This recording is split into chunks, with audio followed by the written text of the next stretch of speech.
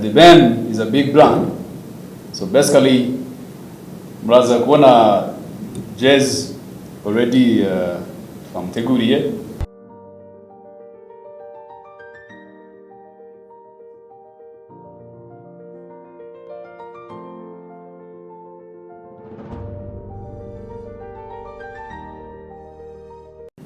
Rest in peace, Jay Polly. It has nothing to do with that.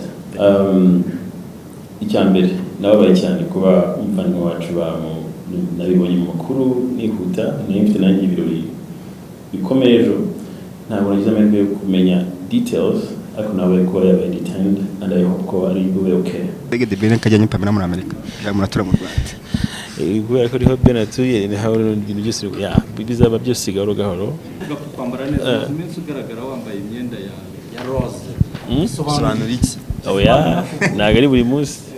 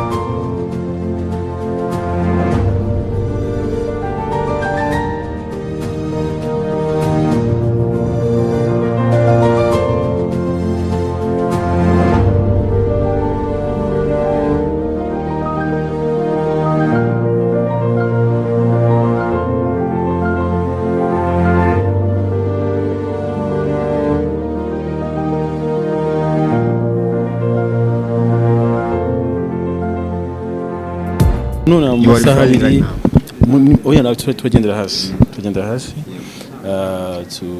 turagerayo amasaha nijoro bitari mu girejo nubwo nzava kumeza muri Canada urava Uganda ujya Canada yego naho mufite ikintu cyane mu tariki 10 uri umwe mu bahanzi bafite abafana muri South Africa by'umwihariko Uganda cyane urakunzwe uvuga iki ku gikundira abafana bakwereka ntago mbimenyera iyo ari bishyashya ndashima kandi Imana kuko ntago ari umwana w'umuntu ubikora so birashimishije baje icyo mbyumvaho birashimishije kandi bima gukora cyane nubwo maze igihe ntandimba nta umuhanzi yaba afite byinshi ariko niyo ndategura ibintu byinshi ubusigaye nanga kubikoko maze iminsi mbivuga n'ibisimbikora igihe ariko abantu bazikomba kunda kandi bateganyiriza byinshi so thank you so much ikorera kuri pressure y'abafana nibyo nkubwira sinya nkorera kuri pressure y'abafana gusa nyine sometime ari igihe nyine babivuga cyane kubabira ko babaje kumva bashaka kubasubiza ibyifuzo byabo ariko kenshi ngendera kuri pressure yanjye like ngenda kuri pace yanjye nako twitege de bene kajyanye pamela muri Amerika muratura mu Rwanda kubera ko riho benatuye ni hawo ibintu byose bizaba byose gahoro gahoro gahoro bizagenda bikunda icyo babwira abafana dusoza icyo nabwira abafana ngira ngo ni nayo mahirwe ngize kubibabwira ndashimira abanyafana bacu cyangwa se abafana b'umuziki nyarwanda muri rusange pastel mabande ben kuko bagaragaje urukundo rudasanzwe mu rugendo rw'uyu muziki w'u Rwanda guhera kuri bakuru bacu ba KGB guhera kuri ba Mr. Joe ba Missionaire ba Rafiki ba all the greats twagiye kugeza kuri isaha ku bahanzi bashyashya bari gukora neza, so byose tubikesha abafana. So ndababwiza ukuri ntabwo nkivuga ngo abafana ba The Ben gusa, mbivugira muri rusange abafana b'umuziki nyarwanda, Imana ibaha umugisha kuko nibo batuzamuye tugera aho tugeze. Imana izakubakira.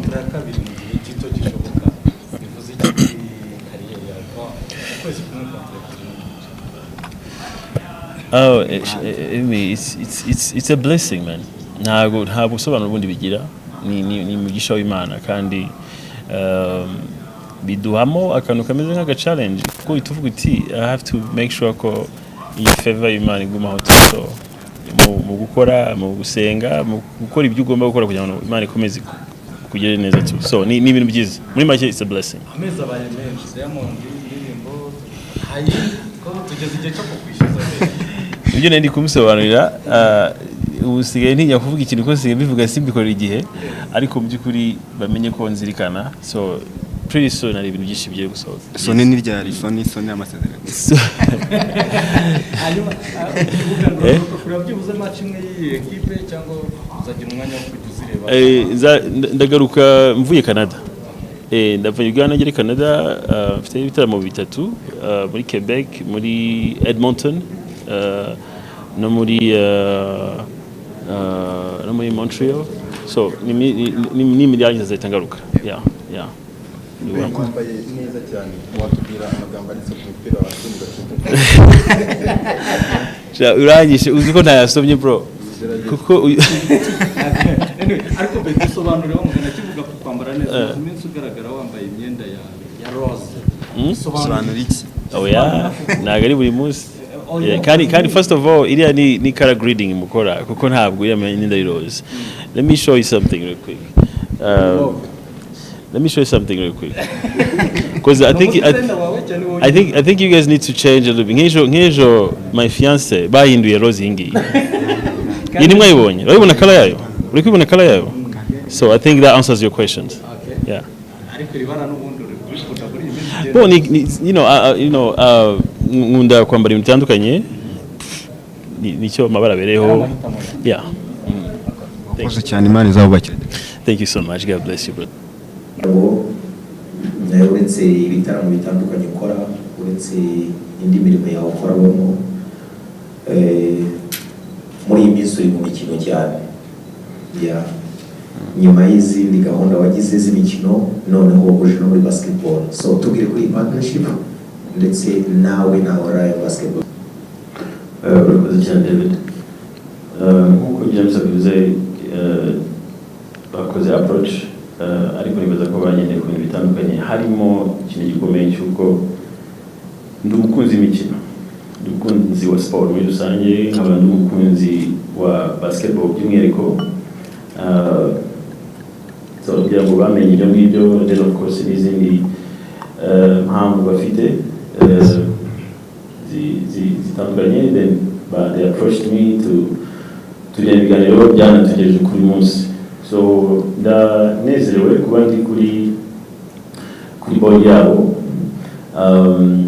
nanababwira ko it's bigger than just ambassadorship. Ibiganiro byacu cyangwa se amasezerano yacu dufite ni magari kurenza gusa ibiri kuri paper, ku buryo nibaza ko tuzakorana igihe kirenze imyaka myinshi cyane hamwe n'Imana. So ndishimye cyane kuba ndi hano, ndishimye cyane kuba ndi kuri board as a board member. Murakoze cyane. Murakoze cyane.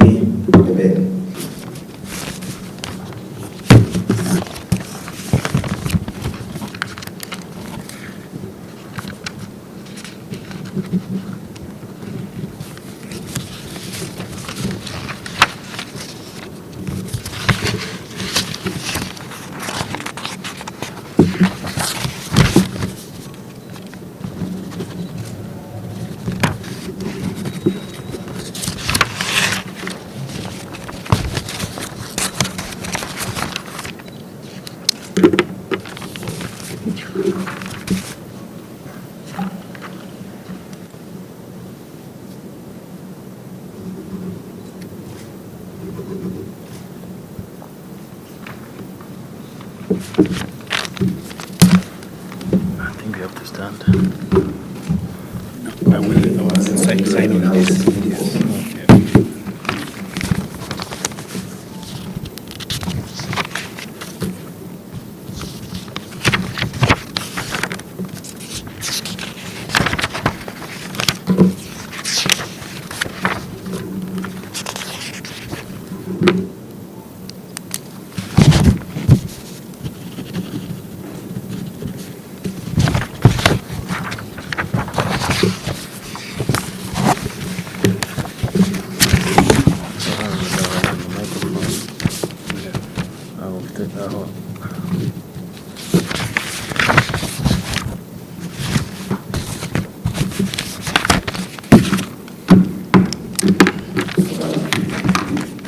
Ayo rero ni amasezerano y'ubufatanye hagati ya Royal Basketball Club ndetse na EMMILLER. Thank you so much.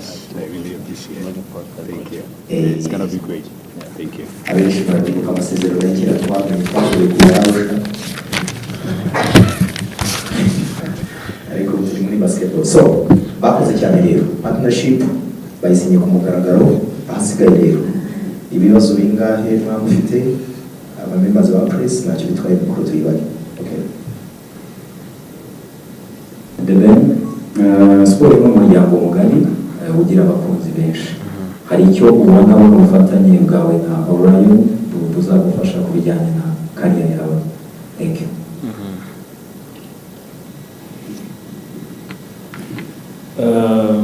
Ndajya mu kibazo kujya kurikirana.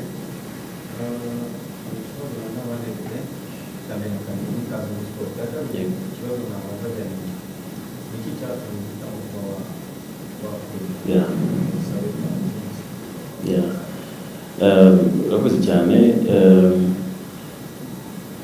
James ansanga cyangwa tugana na team ikipe bari kumwe yabanje urugendo rw'ikipe.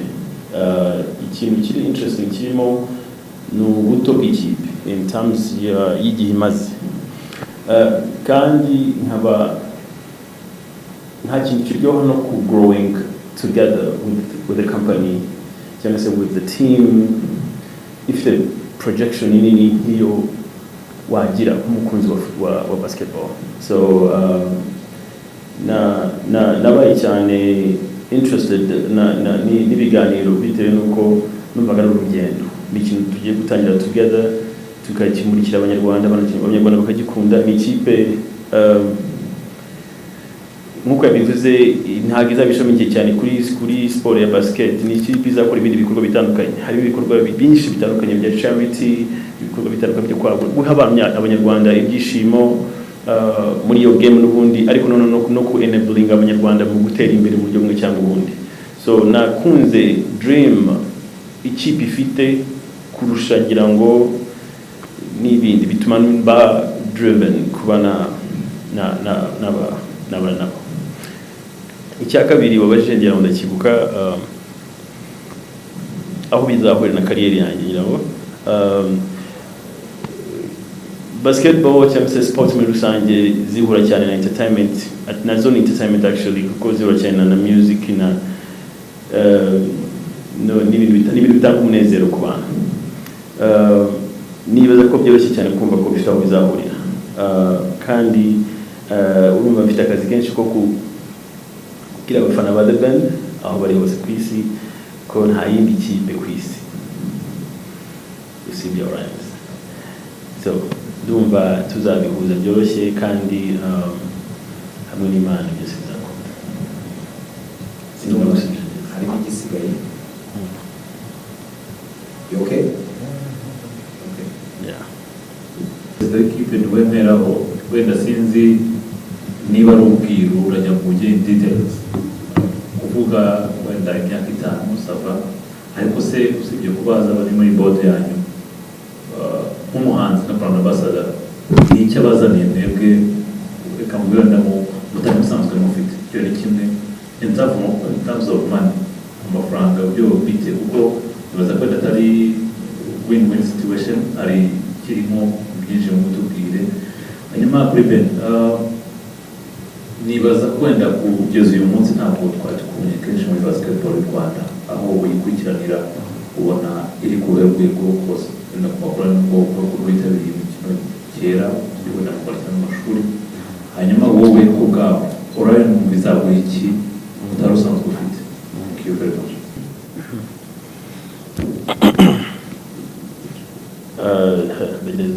nyabaje aho icyo Orion's I think icyambere cya Rwanda basketball mu by'ukuri ni gufana basketball cyane but frankly honestly nshobora kuba narakurikirana cyangwa se nkurikirana cyane basket yo muri Amerika cyane ya hano not so much Chelsea yageze amaligue akomeye nk'izi duherukamo zibuze ibihugu bya Afurika excuse me so nibaza ko hari urwego rukomeye cyane twagezeho nk'igihugu n'abanyarwanda ngira ngo tubona ukuntu twuzura arena iyo baje gukora basket kundo the passion babifitiye nibaza ko biri ku rwego rutandukanye n'urwa mbere tukiri mu mashuri nk'uko bivuze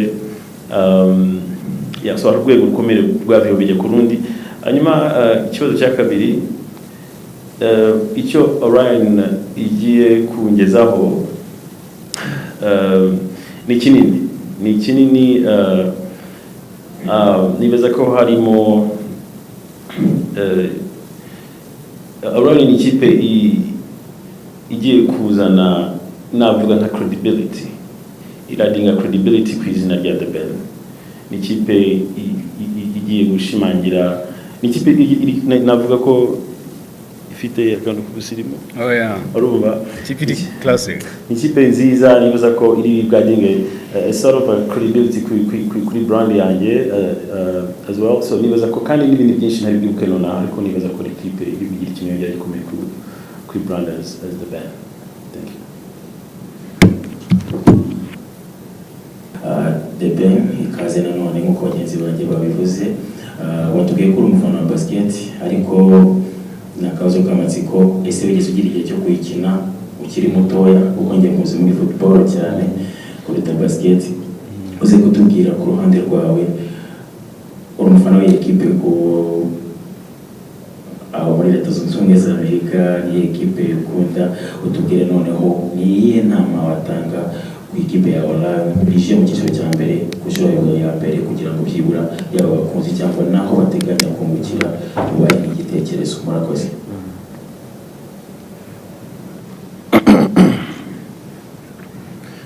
Felix ikibazo cyababengira ngo cya mbere cyari uzi nyina football right nibyo kuko na nyine umwana ukina football nyarwanda benshi barabizi ni umuhanga by the way but then urukundo rwanjye rwa basket nari rufite mu bwana ariko siyo nakinye in fact ntabwo nakinye basket at all ariko urukundo rwayo twari tugize muri ya trend y'izina rya Michael Jordan ngira ngo murabyibuka buriya wakinaga umuntu wese wakinye football yabaga ari gutahe akona amakuru hagomba kugaragara highlight ya Michael Jordan so Michael Jordan nibaza ko ari umuntu wadukundishije basket abantu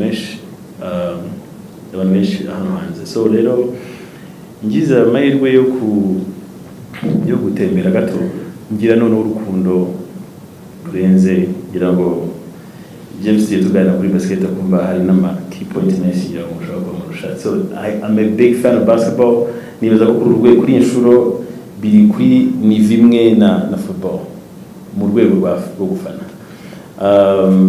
hanyuma ikipe fana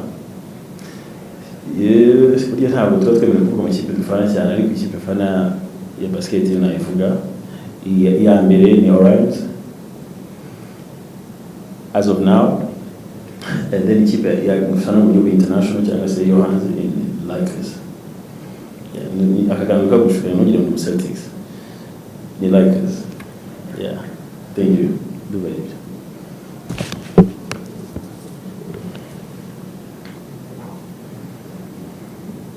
The Ben is a big brand, so basically muraza kubona Jazz already twamuteguriye so hari byiza cyane content twiza cyane close twinshi The Ben azatugezaho kandi he's very flexible, mbonero no kumushimira once again. Thank you so much Ben. Yeah, so n'utuntu twishi ubwo nawe yagira icyo abivugaho. Tuva bivuze byose ariko nongera nuko iyo ugiye kuba brand ambassador nta kintu cyiza nko kumuba utari gufiga kuri brand ambassador gusa ahubwo ugafiringa bigomba kuba biri organic, bigomba kuba bifiringa. So iyo ufiringa ikintu rero uba flexible ukanagikora, sometimes ugakora n'ibirenze ibyo mwanditse. So we are flexible in that manner. To be flexible muri byo ki ibavuze hano byo biri muri contract ndetse hari n'ibindi njyewe nshobora kwisanga nakoze nkuko bivuze ndi umufana ukomeye wa Rams as of now until the end of time. So muri make ucyo umufana akora nyamara bityo abafana bakora, they go beyond. So urumva ndimo ibintu nka bitatu, ndi umufana, ndi mu brand and then Board member. No board member. So ibyo byose biri mu burenganzira bwo kuba flexible nkakora. So izo clause mu by'ukuri sinzi ba niyo twakubwira izo clause hari izindi ziruta izo ngizo zizanakorwa, but I think nkuko ubibajije izavuze the main ones. Thank you. kugira ngo mbaze imbere cyangwa se Gabi aze kugira icyo atubwira umuhanzi unamufana wagiriye ikibazo mu Burundi kuri Bruce Melodie uvuga ku ruhande rwa James aze kutubwira kubera iki Ben ko afite famille cyangwa se couple isa nkaho ari yambere mu Rwanda umusitari mutatikije ko kamera yaba nawe brand ambassador wa Orlando ikibazo cyane cyitera abantu mu cyaditera na gushimira ko wari washe wakuzuza ko byakira kandi n'imisi yashyize n'abanyarwanda byaranze, ariko inyambaro wambaye n'abanyarwanda bayibazaho ngo hari aho kurira nanya kugeza Jay Polly ngo se Jay Polly mwarabyibukanye uze kwitubwira niba arambiwe. Murakoze cyane. Ibibazo byose baje gukora bitatu bitandukanye cyane ibintu turimo hano, ariko I think it's okay kubona gusubiza. Icyambere nababaye cyane kuba umufana wacu nabibonye mu makuru nihuta, mfite nanjye ibirori bikomeye ejo, ntabwo nagize amahirwe yo kumenya details, ariko nabaye kuba yabaye detained and I hope ko ari bube okay. We pray as a country kuba yabaye okay. Icya kabiri cyari Pamela, so Being part of this partnership. ndiba barakore bavuga ngo ngiye n'umuryango wanjye tuzakorera Uwiteka. Iyo ndirimbo ndumva twarayishyira muri iyo sense, n'uvuga ngo icyo nshigikiye I take it back. Sometimes I get funny ikintu umuntu agafana ikindi, ariko mfite akazi ko kumwereka cyangwa se ko kumukwitinga kubisha muri Orleans, and she's a big fan of sports, so I'm sure ko bizakunda. Icya gatatu nibo bwa mbere nyumvishije Twitter yanjye nta notification igira, sinjya mbona n'ibintu, so naho bihuriye. Rest in peace Jay Polly. It has nothing to do with that. Thank you. Okay. Tugana ku musozo, hari ikindi kibazo gisigaye? Jack Binacyo. Tuzakorana neza cyane, aho tutabikora neza. Mwabonye ko hari ahantu avuze ngo no room for error. Yes, error zarabaye muri jani y'ubushize, aho ibyo twashaka gukora bimwe byagenze neza uko twabishakaga, ariko this time no room for error. Twarize amakosa twarayamenye ndetse twabaye abanyeshuri beza. So we promise you yuko ntabwo tuzakora ibitandukanye n'ibyo twaberetse uyu munsi. N'Imana izana bidufashamo cyane bitewe nuko niyo background tuyifite. Murakoze cyane. Ubwo twongeye duhura ubutaha tunabararika. Schedule nimara gutuza hari ibintu byinshi afite gukora. Schedule nimara kuba balance zagaruka very soon, biri no muri kumurikire ibintu nyabyo, kazi nyako. Yes. So thank you so much. Murakoze cyane. Thank you guys. Thank you sir. Thank you so much. Barakoze cyane rero n'abitabiriye gahunda.